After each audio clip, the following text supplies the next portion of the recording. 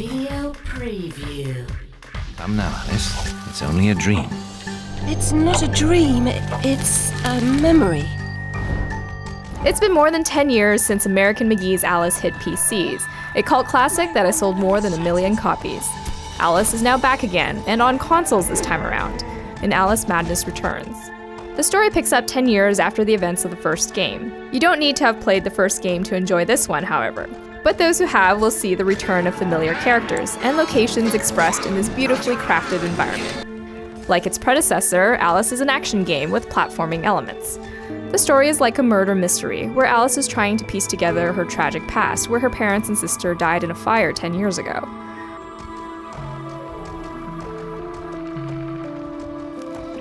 Wonderland used to be a place where she could find comfort, but it is obviously distorted, and it is all in her mind. The more twisted Wonderland gets, the more disturbed Alice becomes.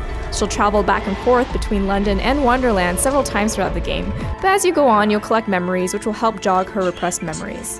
In Wonderland, though, Alice transforms into an idealized version of herself, as opposed to the poor orphan that resides in London.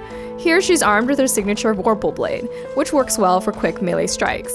She also has access to a pepper grinder, teapot cannon, and hobbyhorse. The pepper grinder is a fast-firing ranged weapon, whereas the teapot is a more powerful cannon that lobs deadly globs of explosive tea. The hobbyhorse is Alice's other option when it comes to close-ranged attacks. It's slow and heavy, but it will deal crushing blows to anything that comes too close. These options are important, especially when most creatures require that you exploit their weakness. Whether it's taking down their shield first or hitting a weak spot, it's going to take a little thinking to get you through the game.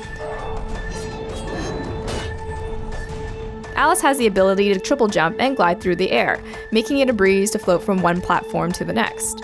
In certain areas, she may need to call upon her ability to shrink, which not only allows her to get into tight spaces, but she can also see platforms that would otherwise be invisible, as well as drawings left behind by the insane children. And it goes without saying that the art direction in this game is simply stunning. Everything from Alice's dress, to the enemies, to Victorian London, and of course Wonderland, is crafted with so much detail it's impossible not to pause and take in what's around you. Alice Madness Returns will come to the PC, Xbox 360, and PlayStation 3 on June 14th. For more details, head on over to GameSpot.com.